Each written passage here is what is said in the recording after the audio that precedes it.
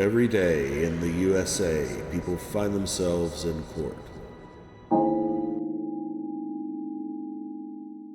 This is in the District Court of Butler County, Kansas, case entitled in the matter of the paternity of NNB, a minor child, by and through Keegan R. Berry, petitioners, Elizabeth Stout, respondent, case number 2024 DM 401. It does appear that the mother, Elizabeth Stout, appears in the office of her attorney, Joshua Andrews.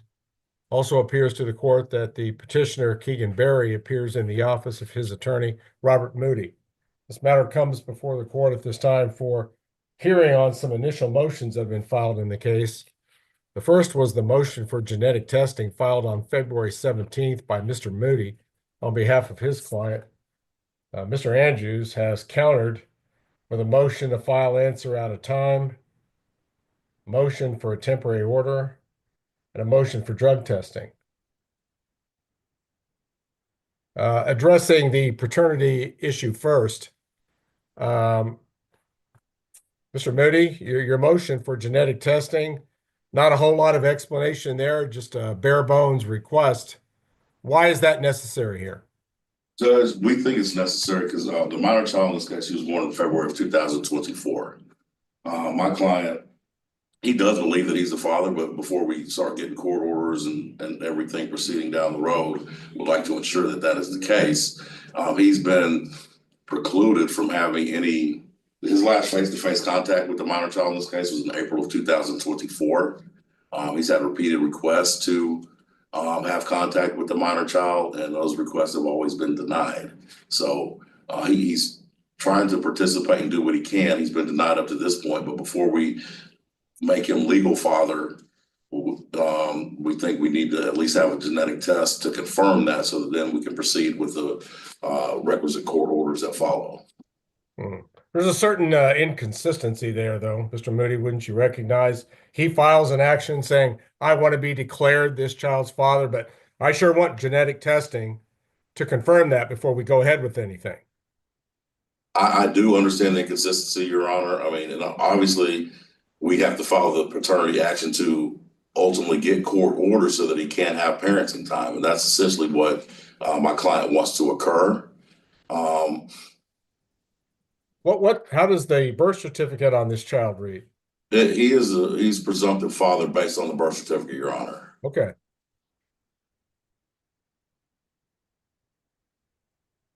Mr. Andrews, what is your position regarding the motion for genetic testing? Your Honor, my client has no doubt that the petitioner is the biological and natural father of the minor child, but she also doesn't have any objections to genetic testing to confirm that fact. All right. And so there's no one else who's performed the duties and role of a father other than Mr. Berry during the life of this child? I think, Your Honor, we would probably take more of the position that there hasn't been anyone who's performed the duties and role of father during the life of this child, but certainly no one other than Mr. Berry would even have a claim to have done so. All right. And I trust, Mr. Moody, that your client is in position through you to arrange for this genetic testing and pay for it? He is, Your Honor. There appears to be no impediment legally or factually that would cause this court to deny this motion. Confirmation of what I think the parties already know seems that it may not be absolutely necessary, but if Mr. Berry wants that confirmation, the court's inclined to have him pay for it and have this genetic testing conducted. So, Mr. Moody, the court will grant your motion for genetic testing if you'll submit a separate order regarding that particular issue. Thank you. Obviously, implicit in that is that the mother will cooperate regarding any reasonable request that regarding her participation in such genetic testing by producing the child or giving her own sample, whatever it may be. She will appear with the child wherever and whenever it's required of her for that testing. How old is this child right now? 13 months, Your Honor. Okay.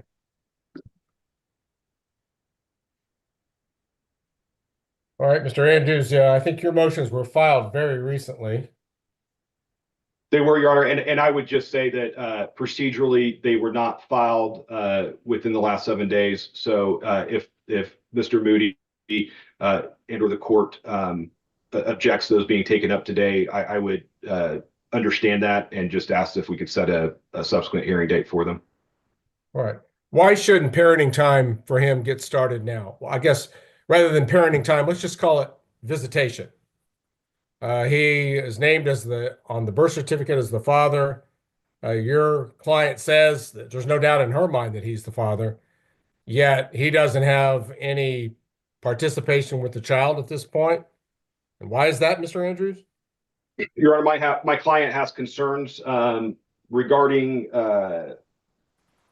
Mr. Berry and his stability and his potential substance use that would be contrary to the best interest of the minor child to have unsupervised parenting time with him.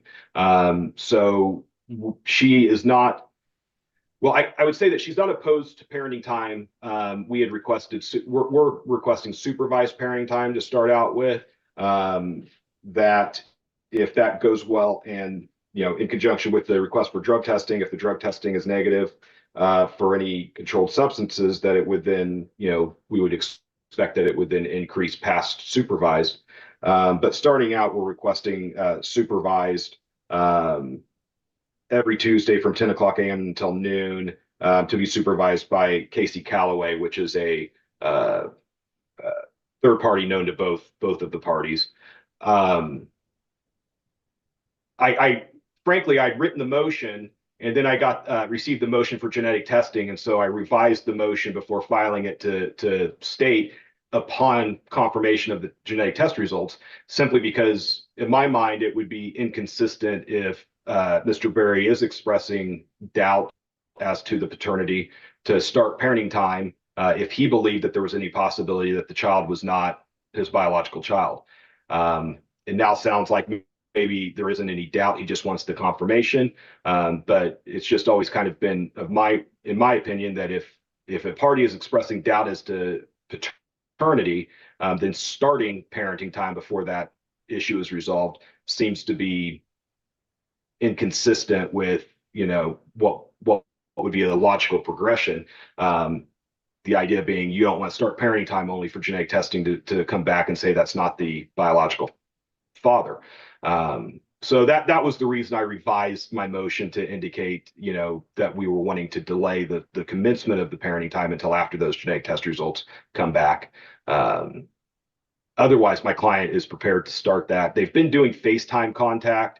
It's just that they haven't been able to reach an agreement on how to do in-person stuff where both of them were happy with what the other was offering. So we believe that's in the best interest of the child to start out with the supervised parenting time.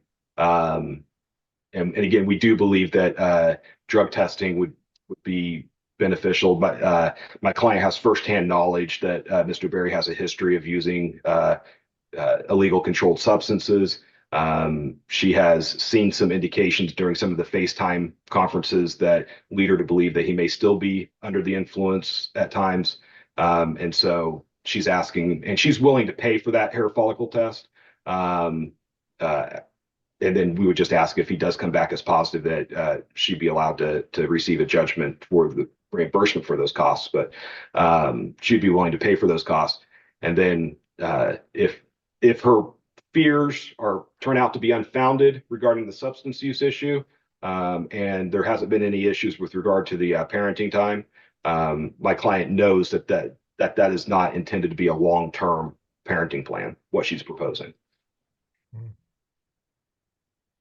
I'm curious, Mr. Andrews, why Tuesday? I don't know that I asked it. Is there a reason Tuesday? It's the only time I have transportation, like official transportation. She knows that she has transportation, reliable transportation to ensure that the parenting time is uninterrupted on Tuesdays. So she chose Tuesday just because she knew that would be reliable. But frankly, if that doesn't work for Mr. Barry, and they have a day that works differently, I think that we could try to figure something else out. Mr. Moody? Your Yes, client's sir. position on this visitation plan, I think it's been suggested here. Your Honor, I think my client would love to have supervision. I'm not sorry, love to have parenting time. I don't think there's supervision necessary at this time. Even if so, their proposed supervisor, we would request that Keegan's mother be able to supervise that parenting time. She's ready, willing, able to do so. We don't think there'd be any issues there. I guess my only concern, this is not Keegan, Judge. Keegan's 21 years old. He has no other minor children. My only concern for him as his lawyer would be if he starts exercising parenting time now and then the tests come back later that he's not the dad, that we've got walked into a Ross type situation.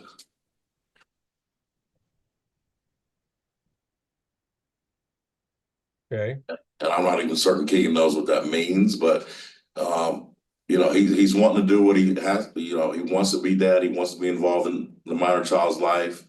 This is probably more, Judge, coming from his lawyer than Keegan himself. Excuse me. Okay. And the Tuesday morning time for his visitation? That works out. That works out on Mr. Berry's schedule, Your Honor. And he can provide, he can transport, he can come pick up, drop off, he's got reliable transportation that he'd be able to make the exchanges. My understanding is they live approximately 45 minutes apart from each other. But he's willing to do that. His mother's willing to do this. Tuesday work for you as well? They're able to work that schedule, at least on a temporary basis, understanding that obviously eventually we'll want more additional parenting time if the tests come back confirming. Where does she live? In Art City. I live in Winfield. Oh, she's in Winfield. She's in Winfield. I'm sorry, Your Honor. Okay. And Keegan, where does he live? Are you in Winfield also? He's in Winfield also. Sorry, I always get those mixed up. They both reside in Winfield, Your Honor. Okay. Actually, Your Honor, my client resides in Cedarvale, not Winfield. Well, I apologize. Mr. Berry and his mother both reside in Winfield. Oh, okay. I'm sorry. I misunderstood who you're referring to. I apologize. Okay. All right, Mr. Moody, I've got some questions, and I don't know if you need a private session with your client about these answers that I'm asking for. Has your client been convicted of a drug offense in the last 18 months? He is not, Your Honor. Does he have any pending drug-related charges? He does not, Your Honor.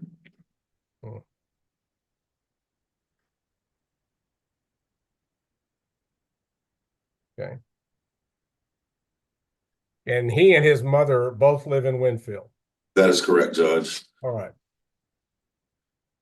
Right. The situation before the court is this. Apparently, when the birth certificate was done right after the birth of this child, both parents either specifically consented to or acquiesced in Mr. Berry being named as the father of this child. There appears to be no other father figure involved in this case. This court believes that it's in the best interest of this minor child to start establishing a father-child relationship now, because this relationship has already been recognized by both parties. This doesn't come out of left field somewhere. This is something that for 13 months, both parties have presumed has existed. The mother's reticence to allow parenting time, apparently, she doesn't trust him for some reason, and then perhaps she has some concerns over prior drug use. Mr. Berry, the only thing I can tell you is that your rights to this child and drug use are inconsistent with one another. If you want court-ordered time with a child, that has to be separated from drug use. Those two are inconsistent. I'm not going to require any testing at this time, Mr. Berry. I would think that if you are a chronic drug user, you would have been involved in the judicial system by now, or at least recently. If taking your answers at face value, and I know Mr. Moody's a very honest lawyer, and he would tell me if he knew of something pending. The court's real concern here is whether you can handle a 13-month-old child, Mr. Berry. That is not the easiest task in the world. I am quite confident that this little one is mobile on its feet by now, gets into everything. You would need to be in a child-proofed environment, be able to change pants, feed, and do everything, whether you have experience or not at that. The court's comfortable that if this initial visitation was taking place with your mother present, I am confident that grandma has plenty of child rearing experience and could be a great source to help you learn to do the same things. So this court will initially order 2 hours of visitation time for the father on Tuesday mornings from 10 a.m. to noon to start. I am a little bit concerned about the logistics, about child exchanges with this distance between the two parents. And Mr. Berry, you're going to need an approved car seat in your vehicle before you can do any transporting. Do you have that? I didn't hear. Sorry, I was on mute. Yes, Your Honor. Okay. Because that's obviously critical to doing any legal and safe transportation of this baby. Is there an effective midpoint between Cedar Vale and Winfield? I'm not too sure. I don't think so. Maybe we could try Arc City if she would like. Your Honor, my client suggested the movie theater as being a halfway point. A movie theater between Winfield and Arc City? Yeah, there's on the highway, there's a movie Yes. theater. It's on the. I'm familiar with it. I've actually been there. Is that the one you're talking about? Yes. The movie theater between Winfield and Arc City. I trust no objection to that, Mr. Moody. No objection, Your Honor. All right. So that would be the designated meeting point at the beginning and end of visits. I think that both parents should share in this transportation to some degree. If they've reached an accord as to that exchange point, that seems appropriate. This court has a strong belief that it's not going to be damaging to this child to have some limited relationship with Mr. Berry's side of the family. If genetic testing turns out that he is not the biological father, we've got a whole different ballgame.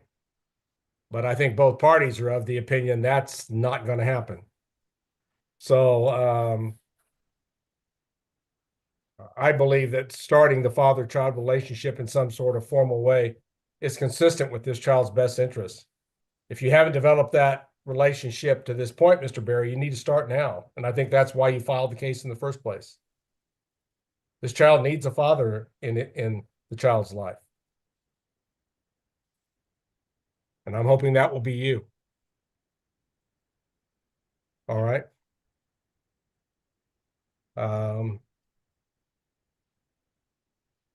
What other motions did you have in this case that the court needs to address today, if any, Mr. Andrews?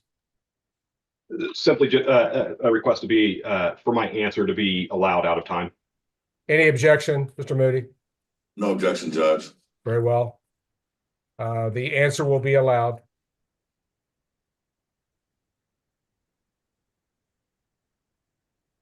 All right, Mr. Moody, are you going to draft a journal entry stemming from today setting forth the court's visitation plan that's been established here initially? I will, Your Honor. Very well. You'll get that over to Mr. Andrews. But again, I want the genetic testing order to be separate and independent. Yes, Your Honor. Okay. And let's get that issue behind us early on here. All right, counsel, I really don't want to lose track of this case. I'm inclined to set a status conference in this case. Counsel, what would you expect the time frame be to set up, conduct, get results on genetic testing? I want all that to take place before this next review by the court. What time frame is being suggested here, Mr. Moody? Judge, I'm thinking 30 to 45 days. We should definitely have some results, get the order, get the testing done, and have those results back ready that we can share with the court prior to the next 30 to 45 days. Any real disagreement there, Mr. Andrews? No, Your Honor. Mr. Andrews, I have you Monday, April 21st at 2. contemplating setting this one at 3. Are you available? I am, yes, Your Honor. Mr. Moody, are you? Yes, Your Honor. This will be another Zoom review hearing in the case, 3:00 p.m. Monday, April 21. Mr. Moody, please include that in your more comprehensive order that you're drafting today. Yes, Your Honor. April 21, 3:00 by Zoom.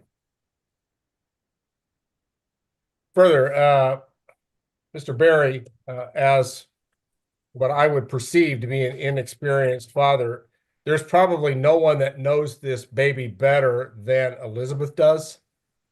If she has suggestions or some guidance to give, please listen to what she's telling you, Yes, Your Honor. because we just want this baby to thrive regardless of where the baby is at any given time, whether at a caregiver's or in parents' hands. We just want this baby to thrive. And so any special needs or requests regarding feeding or naps or anything, please listen to what Elizabeth is saying, because she's got some rather superior experience in child rearing here with this child. And I think she can be very valuable to you as a resource, as well as your mother can be. Yes, Your Honor. Okay. We're going to start off relatively slow. We'll see how this goes, and perhaps we'll be in a position to expand father-child rights in the future. We'll review the case as stated, 3:00 p.m. Monday, April 21 by Zoom. Mr. Andrews, you may want to go ahead and do an order allowing your answer to be filed at a time. I don't know if there's Yes, Your anything else that you need to particularly journalize. Maybe you can talk Mr. Moody in just including that in his order. And I would be happy to do so, Judge. Thank you, Mr. Moody. I will accept that. Thank you. Okay. So I'll ask Mr. Moody, is there anything else we need to address today? Nothing for petitioner, Your Honor. Thank you. Mr. Andrews, anything further at this time? No, Your Honor. All right, good luck to both parties in this case about working together for the best interest of this little one. Ultimately, that's what's really important here. So good luck in that regard. Thank you, Your Honor. If there's nothing further, then the Berry and Stout matter will currently be in recess. This meeting may be ended for all this time.